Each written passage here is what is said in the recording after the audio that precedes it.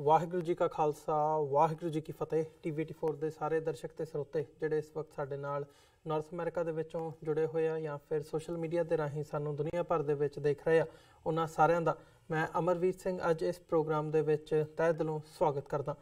Viewers, ਅੱਜ ਅਸੀਂ ਜਗਦੀਸ਼ ਟਾਈਟਲਰ ਤੇ 1984 ਦੇ ਜਦੋਂ ਅਸੀਂ ਗੱਲਬਾਤ ਕਰਦੇ ਹਾਂ 1984 ਦੇ ਸਿੱਖ ਕਤਲੇਆਮ ਦੀ, ਤਾਂ ਉਹਦੇ ਵਿੱਚ ਮੇਨ ਤੌਰ ਤੇ ਕਾਂਗਰਸ ਪਾਰਟੀ ਦੇ ਜਿਹੜੇ ਆਗੂ ਸੀ उस वक्त दे उन्होंने दोषी मन्निया जाता है, जिहदे विच एक सज्जन कुमार नूं पिछले दिनी जिहड़ी हैगी है अदालत वल्लों सज़ा भी दित्ती गई है। सो पर कांग्रेस पार्टी वल्लों इन्हां नूं हमेशा ही शील्ड किया जाता है, पोलिटिकली भी ते अदरवाइज भी डिफेंड किया जाता है जदों सिख कतलेआम का इशू आउंदा है 1984 का। जे अज की गल करनी होवे तां जदों शीला दीक्षित नूं हुण दोबारा कांग्रेस पार्टी का प्रधान थापिया गया दिल्ली दी यूनिट का, तो उस समागम दे विच जगदीश टाइटलर नूं बड़ी प्रोमिनेंस दित्ती गई है। उन्होंने प्रोमिनेंस दे नाल सिटिंग प्लान दे विच बिठाया गया। उस तो बाद उन्हां दी जिहड़ी प्रेजेंस भी हैगी है कांग्रेस दे विच वो सवालिया निशान खड़ा करदी है कांग्रेस का जिस हिसाब का वरतारा हैगा उहदे उपर। जिवें असीं देखते हैं कि कमलनाथ जिन्हों दोषी मन्निया जाता है, ये सारे पार्ट दे विच उन्होंने चीफ मिनिस्टर का अहुदा दिता गया, जबकि इन्हां दे साथी सज्जन कुमार नूं जदों असीं देखते हैं अदालत वल्लों कन्विक्ट किया गया, दोषी मन्निया गया, उन्होंने सज़ा याफ्ता जिहड़ा हैगा ओह कीता गया। सो की कारण है कि कांग्रेस वल्लों जिहड़ा ये वरतारा हैगा ये लगातारता दे नाल कीता जा रहा है, तो खास तौर पर जदों असीं अज इस बारे गलबात करांगे कि जगदीश टाइटलर नूं या बाकी जिहड़े दोषी हैगे आ कतलेआम दे सिख कतलेआम दे उन्हां नूं प्रोमिनेंस क्यों दित्ती जाती है, तो इहदे बिहाइंड जिहड़ी सियासत हैगी है वो किवें काम करती है। ये सारी गलबात दे लई अज साडे नाल दिल्ली तो आम आदमी पार्टी के एक्स MLA ते जर्नलिस्ट रहे, पत्रकार रहे सरदार जरनैल सिंह साडे नाल फोन लाइन ते बने हुए ने। आओ उन्हां नाल मिल के अज दी विचार चर्चा की शुरुआत करते हैं। जरनैल सिंह जी, तुहाडा स्वागत है जी। वाहिगुरू जी का खालसा वाहिगुरू जी की फतेह। वाहिगुरू जी का खालसा वाहिगुरू जी की फतेह। जरनैल सिंह जी, शुरुआत करिए, की कहना चाहोगे जिहड़ा ये घटनाक्रम इस वक्त देखण नूं मिलिया, ये कोई पहली वार नहीं हैगा भी जगदीश टाइटलर नूं या सज्जन कुमार नूं या कमलनाथ नूं या होर जिहड़े आगू हैगे आ उन्हां नूं सरकारे दरबारे उन्हां दी पुष्टपनाही कीती गई होवे, उन्हां नूं डिफेंड किया गया होवे। ये एक सज्जरी उदाहरण हैगी है उस लिस्ट दे विच जिहदी लिस्ट बड़े लंबे समय तो असीं गलबात करते आ रहे हैं या देखते आ रहे हैं, मीडिया दे विच भी सुर्खियां बनदी है। सो एक विवाद खड़ा होया जगदीश टाइटलर दे उस समागम दे विच उस इवेंट दे विच पहुंचण ते जिथे शीला दीक्षित नूं दिल्ली स्टेट दी कांग्रेस दिल्ली स्टेट का जिहड़ा हैगा उन्होंने प्रधान थापिया गया। सो की कहना चाहोगे इस बारे? देखो, ये शुरू तो ही 1984 का वरतारा होया होए दरबार साहब पे हमला होया ते भावें दिल्ली, बोकारो, कानपुर ते बाकी जगह जिहड़ा नवंबर 84 के विच कतलेआम होया उसनूं कांग्रेस अंदरूनी तौर पर हमेशा सही मानती रही है। ते गल सच्चाई ये भी है कि ये सब राजीव गांधी के कहण ते होया कि वो मानते हैं कि असीं इंदिरा गांधी जिहड़ी साडी नेता सी असीं उहदी मौत का बदला लैण वास्ते सिखां नूं सबक सिखाउण वास्ते कीता जी। वो गल होर है कि उपरों उपरी वो कहते रहते कि कानून अपना काम करेगा, पर सच्चाई यही है कि कांग्रेस ने हमेशा अपने अंदरों भी इसनूं सही मन्निया ते उस वेले तो लैके जदों होया वरतारा जे इन्हां नूं कोई अफसोस हुंदा ते राजीव गांधी ये ना कहंदा कि जदों वड्डा दरख्त डिगदा है ते धरती हिलदी है जी। जे इन्हां नूं कोई अफसोस हुंदा तां टाइटलर नूं मंत्री ना बनाउंदे, ये HKL भगत नूं मंत्री ना बनाउंदे, ये सज्जन कुमार नूं मैंबर ऑफ पार्लीमेंट ना बनाउंदे, ये धर्मदास शास्त्री नूं मैंबर ऑफ पार्लीमेंट ना बनाउंदे। इन्हां ने उन्हां दे खिलाफ कोई केस नहीं होण दित्ता, उन्हां दे खिलाफ कोई FIR दर्ज नहीं होण दित्ती ते उन्हां नूं प्रोटेक्ट करदे रहे। ते जिहड़ी गल अदालत ने भी कही है कि पॉलिटिकल पैटर्न दित्ता गया, ये कोई FIR दर्ज नहीं होईयां, केस दर्ज नहीं होण दित्ते, ते कांग्रेस हमेशा उन्हां नूं बचाउंदी आई है।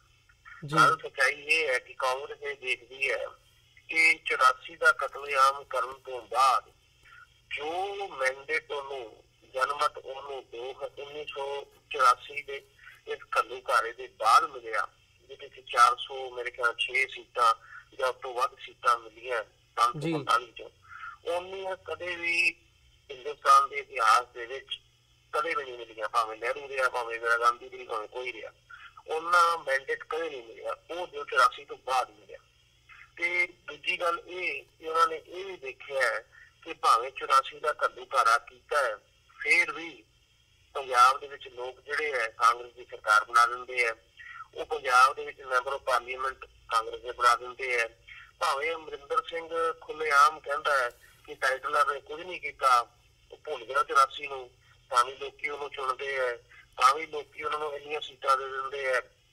ਤੇ ਉਹਨਾਂ ਨੇ ਦੇਖਿਆ ਕਿ ਇਹ ਜਿਹੜੀ ਇੱਕ ਤਾਂ ਪਹਿਲੀ ਗੱਲ ਉਹਨਾਂ ਨੂੰ ਰਾਜਨੀਤਿਕ ਫਾਇਦਾ ਹੋਇਆ। ਦੂਜਾ ਉਹ ਦੇਖਦੇ ਹੈ ਕਿ ਇਹਦੇ ਨਾਲ ਕੋਈ ਅਸਰ ਨਹੀਂ ਪੈਂਦਾ, ਭਾਵੇਂ ਉਹ ਕਿਤੇ ਵੀ ਹੋਵੇ, ਭਾਵੇਂ ਉਹ ਪੰਜਾਬ ਹੋਵੇ। ਜੇ ਸੱਚਿਆਂ ਦਾ ਡਰ ਹੋਵੇ ਤੇ ਪੰਜਾਬ ਦਾ ਹੋਵੇ। ਉਹਨਾਂ ਨੂੰ ਦੇਖਦੇ ਕਿ ਭਾਵੇਂ 84 ਕੀਤੀ, ਭਾਵੇਂ ਕਮਲਨਾਥ ਨੂੰ ਮੁੱਖ ਮੰਤਰੀ ਬਣਾਇਆ, ਭਾਵੇਂ ਜੋ ਮਰਜ਼ੀ ਕੀਤਾ, ਫਾਇਦਾ ਸਾਨੂੰ ਹੁੰਦਾ ਹੀ ਹੁੰਦਾ। ਤੇ ਇਹ ਸਿੱਖ ਕੌਮ ਜਿਹੜੀ ਹੈ ਇਹਦੇ ਕੋਲ ਨਾ ਆਪਸ਼ਨ ਹੈ, ਨਾ ਗੈਰਤ ਹੈ।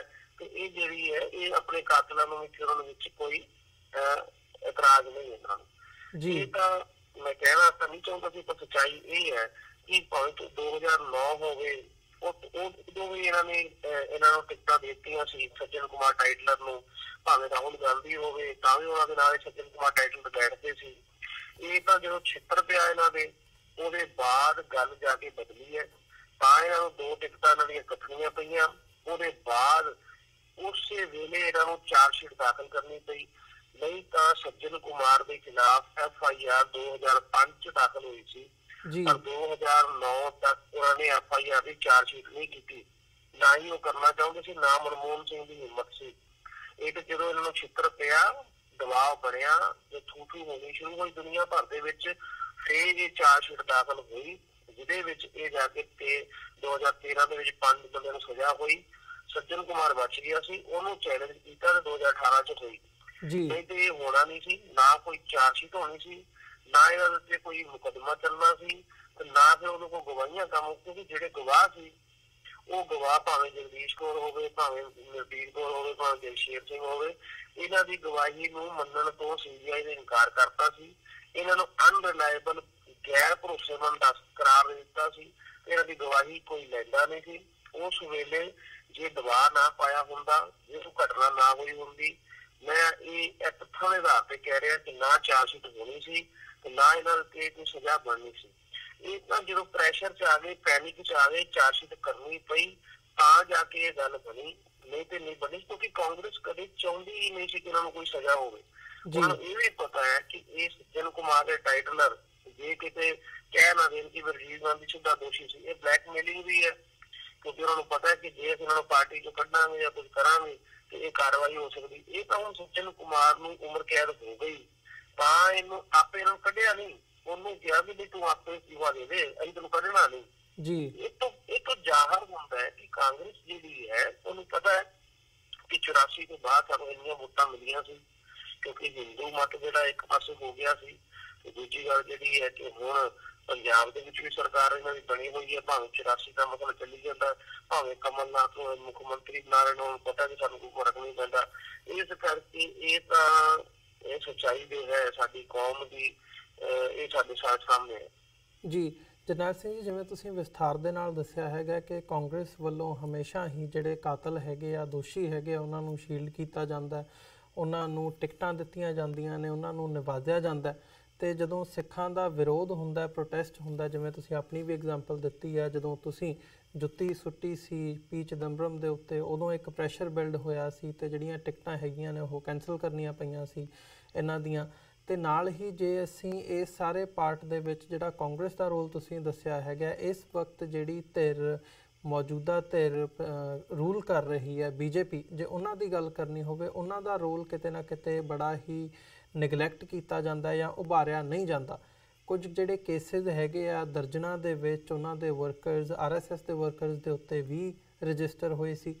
ਉਸ ਬਾਰੇ ਤੁਸੀਂ ਕੀ ਸਮਝਦੇ ਹੋ? ਕਿਉਂਕਿ ਜਦੋਂ ਸੱਜਣ ਕੁਮਾਰ ਦੀ ਕਨਵਿਕਸ਼ਨ ਹੋਈ ਹੈ, ਉਹਨਾਂ ਦੇ ਖਿਲਾਫ ਫੈਸਲਾ ਆਇਆ, ਤਾਂ ਇਹ ਬੜਾ ਹੀ ਭਾਜਪਾ ਦੇ ਵੱਲੋਂ ਜਾਂ ਪ੍ਰਧਾਨ ਮੰਤਰੀ ਨਰਿੰਦਰ ਮੋਦੀ ਵੱਲੋਂ ਇਹ ਗੱਲ ਕੀਤੀ ਗਈ, ਆਪਣੀ ਪਿੱਠ 'ਤੇ ਥਾਪੜਾ ਦਿੱਤਾ ਗਿਆ ਕਿ ਅਸੀਂ ਜਿਹੜਾ ਇਨਸਾਫ ਹੈਗਾ ਉਹ ਦਿੱਤਾ 1984 ਦਾ।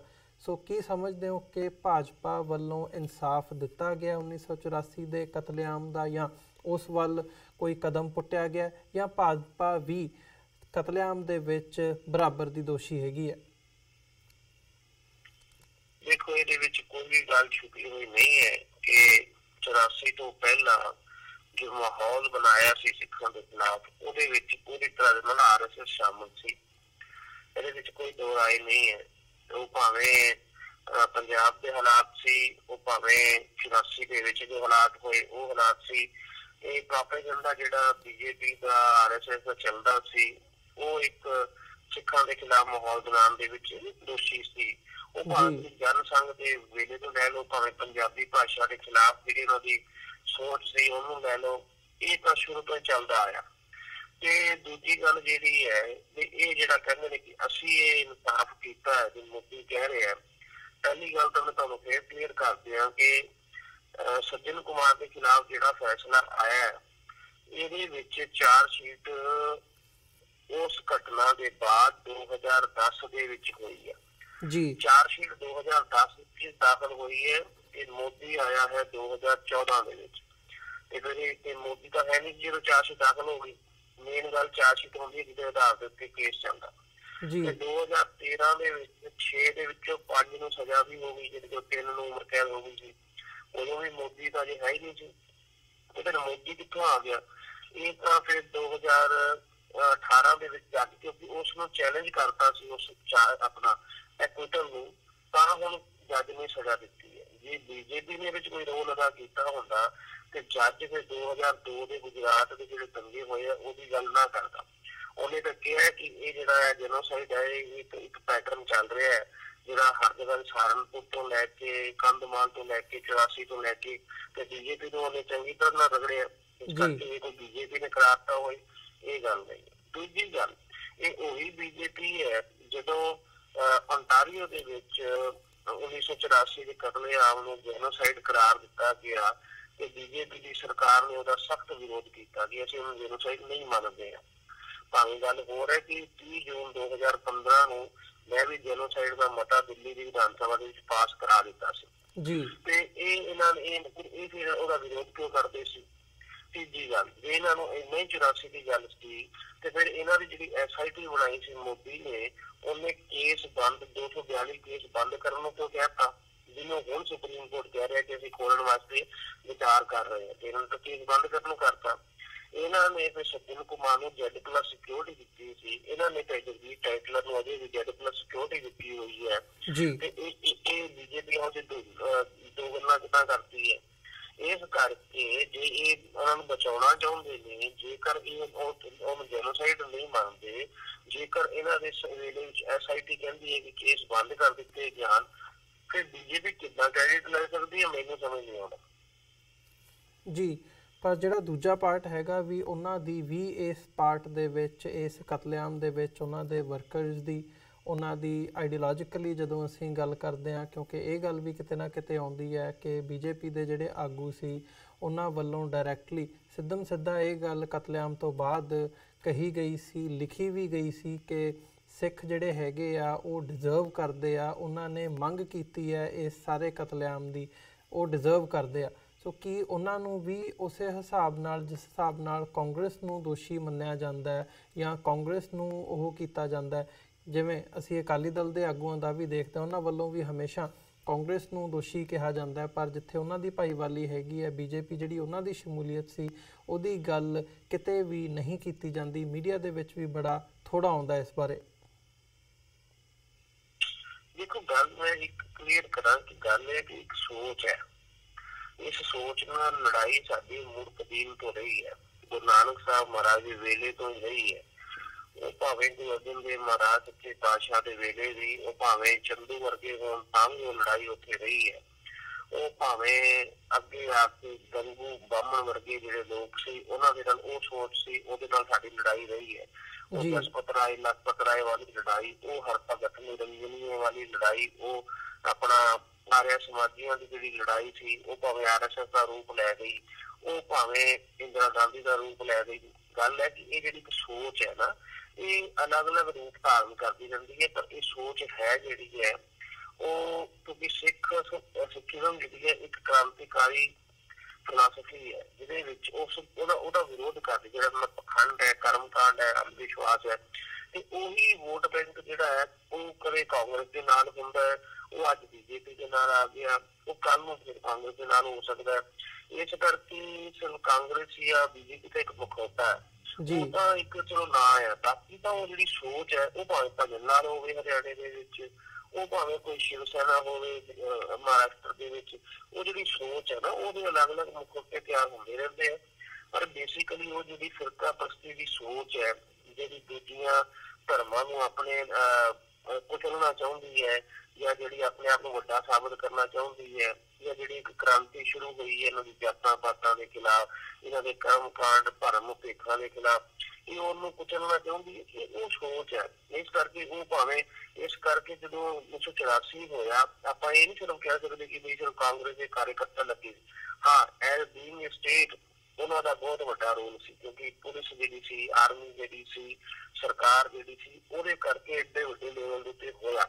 ਜਿਹੜੀ ਸੋਚ ਸੀ ਉਹ ਥਰੂ ਸੀ। ਇਸੇ ਕਰਕੇ ਪੂਰੇ ਦੇਸ਼ ਵਿੱਚੋਂ 406 ਤੇ 416 ਸੀਟਾਂ ਇਹਨਾਂ ਨੂੰ ਮਿਲੀਆਂ ਉਸ ਵੇਲੇ।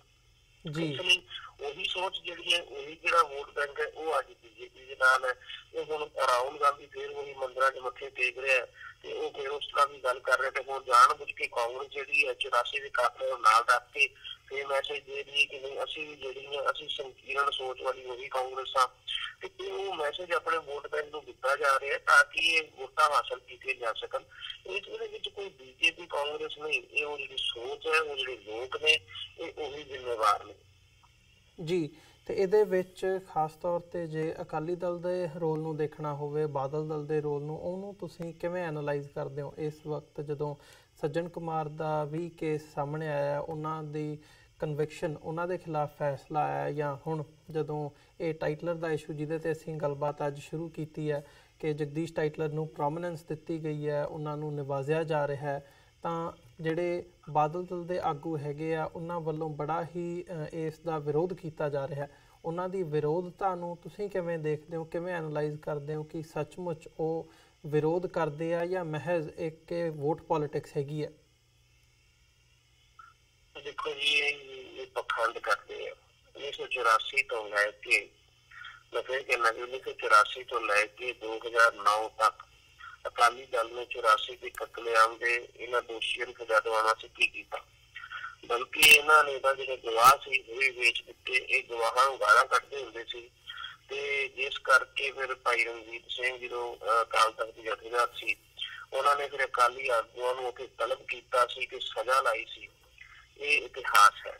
ਜਿਹੜੇ ਆਗੂ ਨੇ HPL ਭਗਤ ਦੇ ਖਿਲਾਫ ਗਵਾਹ ਨੂੰ ਵੇਚਿਆ, ਉਹ ਬਕਾਇਆ ਔਨ ਰਿਕਾਰਡ ਹੈ। ਉਹ ਇਸ ਵੇਲੇ ਦਿੱਲੀ ਗੁਰਦੁਆਰਾ ਪ੍ਰਬੰਧਕ ਕਮੇਟੀ ਦਾ ਮੈਂਬਰ ਹੈ ਤੇ ਉਹਨੂੰ ਕਮੇਟੀ ਦਾ ਪ੍ਰਧਾਨ ਨਾਲ ਲੈ ਕੇ ਤੁਰਦਾ। ਇਹ ਸੱਚਾਈ ਹੈ। ਉਹਨੇ ਆਪ ਆਪਣੇ ਜਿਹੜਾ ਤਿਲਕ ਬਿਹਾਰ ਦੇ ਵਿੱਚ ਕਲੋਨੀ ਹੈ ਉੱਥੇ ਗੁਰਦੁਆਰੇ 'ਚ ਮਾਫ਼ੀ ਮੰਗੀ ਸੀ ਤੇ ਮਾਫ਼ੀ ਮੰਗ ਕੇ 5 ਲੱਖ ਰੁਪਏ ਗੁਰਦੁਆਰੇ ਜਮ੍ਹਾਂ ਕੀਤੇ ਸੀ ਤੇ ਮੈਨੂੰ ਮਾਫ਼ ਕਰ ਤੋਂ ਮੈਂ ਗਵਾਹ ਵੇਚਿਆ ਸੀ। ਇਹ ਹਾਲਤ ਇਹਨਾਂ ਦੀ ਹੈ। ਇਹ ਤਾਂ ਹੁਣ ਇਹਦੇ ਤੇ ਰਾਜਨੀਤੀ ਕਰਦੇ ਹੈ। ਮੈਨੂੰ ਅੱਜ ਤੱਕ ਦੱਸ ਦਿਓ, ਕਦੇ ਪ੍ਰਕਾਸ਼ ਸਿੰਘ ਬਾਦਲ ਨੇ ਅੱਜ 34 ਸਾਲਾਂ ਦੇ ਵਿੱਚ ਕਦੇ ਕਿਹਾ ਹੋਏ ਕਿ 84 ਦੇ ਕਤਲੇਆਮ ਦੀ ਬੇਟੀ ਨੂੰ ਸਜ਼ਾ ਦੇਣ ਵਾਸਤੇ ਮੈਂ ਪਾਰਲੀਮੈਂਟ ਭੇਜਦਾ? ਮੈਂ ਕਦੇ ਇੱਥੇ ਆ ਕੇ ਭੁੱਖ ਹੜਤਾਲ ਕਰਨਾ, ਮੈਂ ਕਦੇ ਆ ਕੇ ਇੱਥੇ ਵੱਡਾ ਪ੍ਰਦਰਸ਼ਨ ਕਰਦਾ? ਇਹਨਾਂ ਨੇ ਕਦੇ ਕੀਤਾ ਹੋਵੇ? ਇਹਨਾਂ ਨੇ ਕੁਝ ਨਹੀਂ ਕੀਤਾ। ਤੇ ਫਿਰ ਉਹੀ ਗੱਲ ਕਹਿ ਰਿਹਾ ਕਿ ਇਹਨਾਂ ਨੇ ਸਿਰਫ ਇਲੈਕਸ਼ਨ ਦੇ ਵਿੱਚ ਥੋੜਾ ਜਿਹਾ ਹਿਲਾਉਣਾ ਹੁੰਦਾ ਕਿ ਬਈ ਜਦੋਂ ਦੇਖੋ ਜੀ ਕਾਂਗਰਸ ਦੇ ਖਿਲਾਫ ਵੋਟਾਂ ਨਾ ਕਰੋ, ਸਾਨੂੰ ਕਰੋ। ਇਹ ਜੇ 2009 ਦੇ ਵਿੱਚ ਮੈਂ ਬਾਰ-ਬਾਰ ਕਹਿਣਾ ਨਹੀਂ ਚਾਹੁੰਦਾ, ਕਬੀਰ ਨਾ ਹਮ ਕੀਆ ਨਾ ਕਰੇਂਗੇ ਨਾ ਕਰ ਸਕੇ ਸ਼ਰੀਰ, ਜਾਂ ਜਾਨੋ ਕਿ ਦਿਖਾਈਆ ਪਇਓ ਕਬੀਰ। ਜੇ ਇਹ ਉਸ ਵੇਲੇ ਮੋੜਾ ਨਾ ਹੁੰਦਾ, ਜਿੰਨੀ ਵੀ ਕਵਰੇਜ ਮਿਲੀ ਅੱਜ ਮੀਡੀਆ ਦੇ ਵਿੱਚ, ਉਹ ਸਾਰੀ 2009 ਤੋਂ ਬਾਅਦ, ਜਿੰਨੀਆਂ ਡਾਕੂਮੈਂਟਰੀਆਂ ਬਣੀਆਂ ਇਹ 2009 ਤੋਂ ਬਾਅਦ, ਜਿੰਨੀਆਂ ਵੀ ਸਜ਼ਾਵਾਂ ਹੋਈਆਂ 2000, ਕਿਉਂਕਿ 2009 ਤੱਕ ਇਹ ਮੰਨ ਲਿਆ ਗਿਆ ਸੀ ਕਿ ਕੇਸ ਖਤਮ ਹੋ ਗਿਆ, CBI ਨੇ ਕੇਸ ਖਤਮ ਕਰਤੇ ਸੀ, ਉਹਨੇ ਕੋਵਰ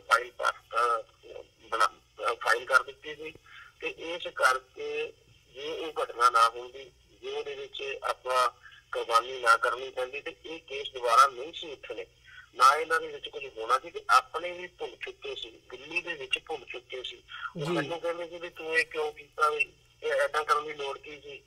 ਤੇ ਇਸ ਕਰਕੇ ਇਹ ਤਾਂ ਚਲੋ ਜੋ ਪਰਮਾਤਮਾ ਨੇ ਕੁਦਰਤ ਕਰਾਈ ਹੈ, ਸੱਚਾਈ ਇਹ ਹੈ ਕਿ ਉਹਦੇ ਵਿੱਚ ਅੱਗੇ ਆ ਕੇ ਜੱਜ ਵੀ ਚੰਗਾ ਮਿਲਿਆ। ਜੇ ਜੱਜ ਨੇ ਇੰਨੀ ਵਧੀਆ ਜਜਮੈਂਟ ਦਿੱਤੀ ਹੈ ਤੇ ਇਹ ਗੱਲ ਪੋਸੀਬਲ ਹੋ ਪਾਈ ਹੈ।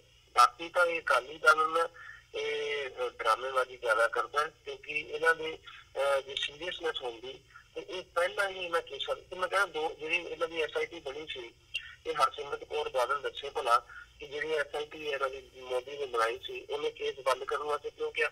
ਇਹ ਦੱਸੇ ਭਲਾ ਕਿ ਜਿਹੜਾ ਇਹਨਾਂ ਨੇ ਕਿਹਾ ਕਿ ਇਹ ਜੈਨੋਸਾਈਡ ਨਹੀਂ ਸੀ, ਇਹ ਤਾਂ ਨਸਲਕੁਸ਼ੀ ਕਰੀ ਜਾਂਦੇ ਹੈ। ਅਕਾਲ ਤਖਤ ਸਾਹਿਬ ਨੇ ਕਿਹਾ ਕਿ ਨਸਲਕੁਸ਼ੀ ਹੈ ਤੇ BJP ਦੀ ਸਰਕਾਰ ਕਹਿੰਦੀ ਨਸਲਕੁਸ਼ੀ ਨਹੀਂ ਹੈ, ਅਸੀਂ ਨਹੀਂ ਮੰਨਦੇ। ਫਿਰ ਉਹਦੇ ਬਾਰੇ ਇਹਨਾਂ ਦਾ ਕੀ ਸਟੈਂਡ ਹੈ? ਜੀ ਬਿਲਕੁਲ ਜਰਨੈਲ ਸਿੰਘ ਜੀ, ਇਸ ਸਾਰੇ ਪਾਰਟ 'ਤੇ ਇੱਕ ਚੀਜ਼ ਜਿਹੜੀ ਹੈਗੀ ਹੈ ਮੈਂ ਜ਼ਰੂਰ ਚਾਹੂੰਗਾ, ਜਦੋਂ ਇੱਦਾਂ ਦਾ ਕੋਈ ਇਸ਼ੂ ਉੱਠਦਾ ਹੈਗਾ ਤਾਂ ਜਿਹੜੇ ਪੀੜਤ ਹੈਗੇ ਆ ਦਿੱਲੀ ਦੇ ਵਿੱਚ ਬੜੀ ਵੱਡੀ ਤਾਦਾਦ ਦੇ ਵਿੱਚ ਸਿੱਖ, ਜਿਨ੍ਹਾਂ ਨੂੰ ਉੱਥੇ ਦਾ ਮੀਡੀਆ ਦੰਗਾ ਪੀੜਤ ਕਹਿ ਕੇ ਸੰਬੋਧਨ ਕਰਦਾ, ਉਹਨਾਂ ਦੀ ਜਿਹੜੀ ਦਾਸਤਾਨ ਹੈਗੀ ਹੈ, ਉਸ ਐਂਗਲ ਤੋਂ ਜੇ ਤੁਸੀਂ ਕੁਝ ਸ਼ਬਦ ਸਾਡੇ ਨਾਲ ਸਾਂਝੇ ਕਰ ਸਕੋ ਜਾਂ ਦੱਸ ਸਕੋ ਕਿ ਉਹਨਾਂ ਨੂੰ ਇਸ ਵਕਤ ਕਿਵੇਂ ਮਹਿਸੂਸ ਕਰਦੇ ਆ ਉਹ, ਜਾਂ ਕਿਵੇਂ ਦਾ ਫੀਲ ਹੁੰਦਾ ਜਦੋਂ ਇੱਦਾਂ ਦਾ ਇਸ਼ੂ ਆਉਂਦਾ ਹੈ ਕਿ ਸਰਕਾਰੀ ਦਰਬਾਰੇ ਉਹਨਾਂ ਲੋਕਾਂ ਦੀ ਪੁਸ਼ਤ ਪਨਾਹੀ ਹੁੰਦੀ ਹੈ, ਉਹਨਾਂ ਨੂੰ ਨਿਵਾਜਿਆ ਜਾਂਦਾ ਹੈ ਜਿਨ੍ਹਾਂ ਨੂੰ ਸਿੱਖਾਂ ਦਾ ਕਾਤਲ ਕਿਹਾ ਜਾਂਦਾ ਹੈ। ਦੇਖੋ ਦੁੱਖ ਹੁੰਦਾ ਨਾ, ਗੱਲ ਇਹ ਕਿ ਤੁਹਾਨੂੰ ਅਹਿਸਾਸ ਹੁੰਦਾ। ਮੈਂ ਇੱਕੋ ਗੱਲ ਕਹਿਣਾ ਕਿ ਜਿਹੜਾ ਮੁਹੰਮਦ ਇਕਬਾਲ ਦਾ ਸ਼ੇਰ ਸੀ, जमहूरियत एक कायदा हुकूमत है जिसमें सिर गिने जाते हैं तोले नहीं जाते। 1947 ਤੋਂ ਪਹਿਲਾਂ ਅੰਗਰੇਜ਼ਾਂ ਦਾ ਰਾਜ ਆਇਆ, ਉਹ ਤਲਵਾਰ ਦੇ ਜ਼ੋਰ ਤੇ ਆਇਆ। ਉਸ ਤੋਂ ਪਹਿਲਾਂ ਮੁਗਲਾਂ ਦਾ ਰਾਜ ਆਇਆ, ਬਾਬਰ ਨੇ ਆਇਆ, ਉਹ ਤਲਵਾਰ ਦੇ ਜ਼ੋਰ ਤੇ ਆਇਆ। ਜੇ ਪੰਜਾਬ ਦੇ ਵਿੱਚ ਰਾਜ ਆਇਆ ਮਹਾਰਾਜਾ ਰਣਜੀਤ ਸਿੰਘ ਦਾ, ਤੇ ਉਹ ਤਲਵਾਰ ਦੇ ਜ਼ੋਰ ਤੇ ਆਇਆ ਤੇ ਉਸ ਜ਼ੋਰ ਦੇ ਵਿੱਚ ਗੁਰੂ ਸਾਹਿਬ ਦੀ ਕਿਰਪਾ ਵੀ ਸੀ। ਤੇ ਨਾਲੇ ਉਹਦੇ ਵਿੱਚ ਭਾਵੇਂ ਪੰਜਾਬ ਜਿਹੜਾ ਸੀਗਾ ਮਹਾਰਾਜਾ ਰਣਜੀਤ ਸਿੰਘ ਨੇ, ਮੈਨੂੰ ਲੱਗਦਾ ਉਸ ਵੇਲੇ ਵੀ ਉਹਦੇ ਰਾਜ ਦੇ ਵਿੱਚ 20% ਸਿੱਖ ਹੋਣੇ ਆ, 80% ਦੂਜੇ ਸੀਗੇ। ਪਰ ਫਿਰ ਵੀ ਰਾਜ ਆਉਣ ਦਾ ਇੱਕ ਤਰੀਕਾ ਹੁੰਦਾ ਜੀ। 47 ਤੋਂ ਬਾਅਦ ਰਾਜ ਆਉਣ ਦਾ ਤਰੀਕਾ ਹੈ ਵੋਟਾਂ, ਜਿਹਦੇ ਵਿੱਚ ਜਿਹਦੇ ਜਿੰਨੇ ਸਿਰ ਹੈ, ਜਿਹਦੀ ਗਿਣਤੀ ਹੈ, ਉਹਦਾ ਰਾਜ ਬਣਦਾ। ਤੇ ਇਹਦੇ ਵਿੱਚ ਸਿੱਖ ਜਿਹੜਾ ਉਹ ਪਿਛੜ ਗਿਆ। ਸਿੱਖ ਜਿਹੜਾ 1.5% ਹੈ ਦੇਸ਼ ਦੇ ਵਿੱਚ, ਤੇ ਇਸ ਕਰਕੇ ਇਹਦੀ ਕੋਈ ਗੋਲਦਾ ਨਹੀਂ ਹੈ। ਇਹਦੀ ਕਾਂਗਰਸ ਪਾਰਟੀ ਹੈ, ਇਹ 2002 ਗੁਜਰਾਤ ਦੀ ਗੱਲ ਕਰਦੀ ਹੈ। ਇਹ ਤਲਾਕ ਦਾ ਬਿੱਲ ਆ ਰਿਹਾ ਸੀ, ਰੋਣਾ ਪਾ ਰਹੀ ਸੀ, ਪਰ ਜਦੋਂ ਸਿੱਖਾਂ ਦੀ ਗੱਲ ਆਉਂਦੀ ਤੇ ਇਹ ਗੱਲ ਕਰਨੀ ਬੰਦ ਕਰ ਦਿੰਦੇ। ਹਿੰਦੁਸਤਾਨ ਦੀਆਂ 50 ਪਾਰਟੀਆਂ, 50 ਵਿੱਚੋਂ 48 ਪਾਰਟੀਆਂ ਤੁਹਾਡੀ ਗੱਲ ਨਹੀਂ ਕਰਦੀ ਕਿਉਂਕਿ ਤੁਹਾਡੀਆਂ ਵੋਟਾਂ ਨਹੀਂ ਨੇ। ਜੇ ਵੋਟਾਂ ਨਹੀਂ ਨੇ, ਤੁਹਾਡਾ ਨੰਬਰ ਨਹੀਂ ਹੈ, ਤੇ ਇਸ ਕਰਕੇ ਇਹਨਾਂ ਨੂੰ ਕੋਈ ਪਰਵਾਹ ਨਹੀਂ ਹੈ। ਇਹ ਸਾਰੀ ਵੋਟ ਬੈਂਕ ਦੀ ਰਾਜਨੀਤੀ ਹੈ। ਹੁਣ ਇਹਦੇ ਵਿੱਚ ਹਰ ਨੂੰ ਧਰਮ ਨੂੰ ਜਾਤ ਨੂੰ ਲਿਆ ਕੇ ਉਹਦੇ ਵਿੱਚ ਵੋਟਾਂ ਹਾਸਲ ਕਰਨੀ। ਇਸ ਕਰਕੇ ਕੋਈ ਦੋ ਹੰਝੂ ਵੈਸੇ ਤਾਂ ਕੇਰ ਦੇਗਾ, ਪਰ ਜਦੋਂ ਵੋਟਾਂ ਦੀ ਗੱਲ ਆਉਂਦੀ ਫਿਰ ਤੁਹਾਡੀ ਪਰਵਾਹ ਨਹੀਂ ਕੀਤੀ ਜਾਂਦੀ।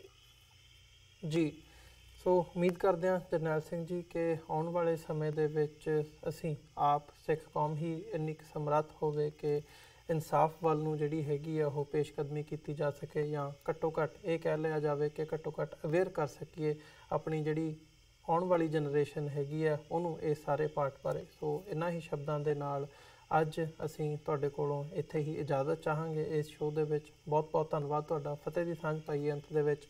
ਵਾਹਿਗੁਰੂ ਜੀ ਕਾ ਖਾਲਸਾ, ਵਾਹਿਗੁਰੂ ਜੀ ਕੀ ਫਤਿਹ। ਵਿਊਅਰਸ, ਅੱਜ ਦੇ ਸ਼ੋਅ ਦੇ ਵਿੱਚ ਇੱਥੇ ਹੀ ਤੁਹਾਡੇ ਕੋਲੋਂ ਇਜਾਜ਼ਤ ਚਾਹਾਂਗੇ ਜੀ। ਦੁਬਾਰਾ ਫਿਰ ਕੱਲ੍ਹ ਨੂੰ ਤੁਹਾਡੇ ਨਾਲ ਮੁਲਾਕਾਤ ਹੋਵੇਗੀ। ਤਦ ਤੱਕ ਲਈ ਸਾਨੂੰ ਇਜਾਜ਼ਤ ਦਿਓ। ਫਤਿਹ ਦੀ ਸਾਂਝ ਪਾਈਏ। ਵਾਹਿਗੁਰੂ ਜੀ ਕਾ ਖਾਲਸਾ, ਵਾਹਿਗੁਰੂ ਜੀ ਕੀ ਫਤਿਹ।